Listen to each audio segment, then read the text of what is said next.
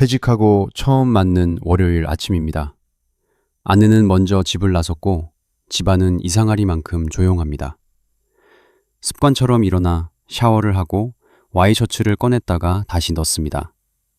소파에 앉아봅니다. 분명 쉬는 날인데 마음은 하나도 편하지 않습니다. 텔레비전을 켰다가 끄고 스마트폰을 열었다가 닫습니다. 오전 10시. 30년 동안 이 시간에는 회의를 하던 사람이 이제는 갈 곳이 없습니다.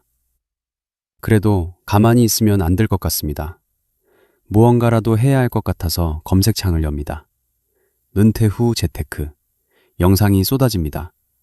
카카오톡 단톡방에도 링크가 날아옵니다. ETF, IRP, 리츠, 배당주, 연금저축펀드, ISA, 채권 다 좋다고 합니다. 지금 시작해야 한다고 합니다. 안 하면 늦는다고 합니다. 탭을 하나 열고 또 하나 열고 또 하나 열다가 손이 멈춥니다. 정보가 없어서 막막한 게 아닙니다. 오히려 너무 많아서 막막한 겁니다. 은행 창구에 가서도 비슷합니다. 설명은 듣는데 머릿속에 남는 건 별로 없습니다. 집에 와서 다시 생각해보자 하고 돌아옵니다. 며칠 뒤 다시 검색해보지만 그래도 여전히 뭐가 맞는지 모르겠습니다. 그런데 이 멈춤, 이 막막함, 아무것도 못하겠다는 느낌, 이건 당신 잘못이 아닙니다. 의지가 약하거나 게을러서가 아닙니다. 오히려 사람이라면 누구나 그렇게 반응할 수밖에 없다고 오랫동안 말해온 사람들이 있습니다. 특히 50대와 60대라면 더 그럴 수 있습니다. 왜냐하면 우리 세대는 선택을 천천히 배운 세대가 아니라 늘 빨리 결정하고 버텨야 했던 세대이기 때문입니다. 이유는 세 가지입니다. 첫 번째, 너무 많으면 사람은 시작하지 못합니다.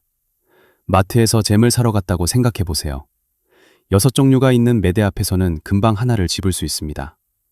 그런데 24종류가 놓여 있으면 오히려 한참을 서 있다가 그냥 지나치는 사람이 더 많아집니다. 지금 검색창 앞에서 멈췄던 그 순간이 딱 그렇습니다. ETF도 좋다고 하고 미츠도 좋다고 하고 배당주도 괜찮고 채권도 챙겨야 하고 다 맞는 말 같으니 더 어렵습니다. 특히 우리 세대는 이런 상황에서 더 쉽게 멈춥니다. 평생 정답을 빨리 찾아야 했고 틀리면 책임도 직접 져야 했기 때문입니다. 그러니 선택지가 많아질수록 대충 하나 골라보자가 아니라 잘못 고르면 안 된다가 먼저 올라옵니다. 그러면 손이 멈춥니다. 조금 더 공부하고 하자. 다음에 제대로 알아보고 하자. 누가 정리 좀 해줬으면 좋겠다. 그 나중이 계속 나중이 됩니다. 두 번째, 우리 세대에게 손실은 숫자가 아니라 기억입니다. 1997년 겨울을 기억하실 겁니다. 뉴스 앵커의 목소리가 떨렸습니다. 국가부도. 그 말을 처음 들었습니다. 평생 직장이라 믿었던 곳에서 하루아침에 짐을 싸던 사람들을 봤습니다. 어제까지 같이 밥 먹던 선배가 다음날 회사에 나오지 않았습니다. 그리고 겨우 버텨냈더니 2008년 금융위기가 또 왔습니다. 우리 세대에게 돈은 단순히 불리는 대상이 아니었습니다. 삶을 지키는 마지막 방어선에 더 가까웠습니다.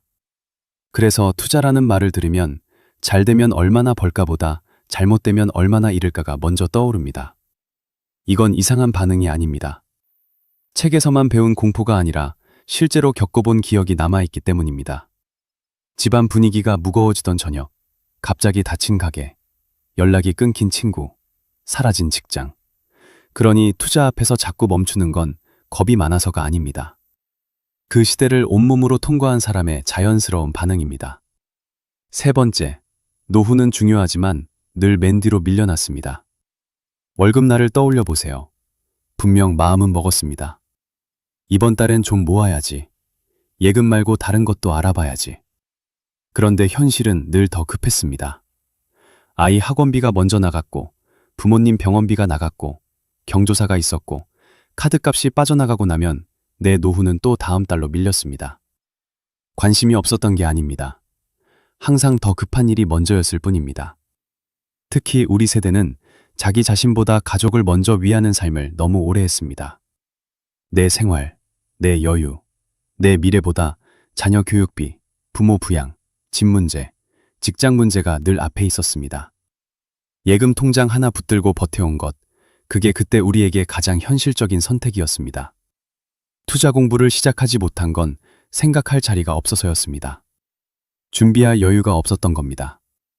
그렇다면 어디서부터 시작하면 될까요? 시작은 많이 아는 것이 아니라 적게 정하는 것입니다. 선택지가 너무 많아서 손이 멈춘다면 고르는 수를 줄이면 됩니다. 지금 당장 모든 상품을 한꺼번에 다 이해할 필요는 없습니다. 지금 나에게 필요한 것 하나, 그 한 가지를 먼저 정하면 됩니다. 투자가 무섭게 느껴진다면 억지로 공격적으로 갈 필요도 없습니다. 크게 불리는 것보다 먼저 지키는 구조부터 만들면 됩니다. 수익률부터 보기 전에 이번 달 생활비는 어디서 나오는지, 잃으면 안 되는 돈이 얼마인지부터 정하는 겁니다. 자꾸 미뤄진다면 너무 멀리 생각하지 마세요. 막연하게 앞으로의 수십 년을 계산하려 하면 오히려 아무것도 못합니다. 대신 이렇게 바꿔보세요. 이번 달, 다음 달, 내 통장엔 얼마가 있어야 하지? 지금 수입 없이 몇 달을 버틸 수 있지? 매달 얼마가 들어오면 마음이 좀 놓일까? 먼 미래가 아니라 지금 내 생활 단위로 바꾸면 훨씬 구체적으로 생각할 수 있습니다. 의지만으로 버티려 하지 않아도 됩니다. 마음이 편안한 방향에 맞게 구조만 바꾸면 됩니다. 오늘 당장 모든 투자 상품을 결정하지 않아도 됩니다. 대신 이것만 해보세요. 첫 번째, 내가 이해할 대상 하나만 남기세요. 두 번째, 수익률보다 먼저 이 돈은 잃어도 되는 돈인가, 안 되는 돈인가를 나눠보세요.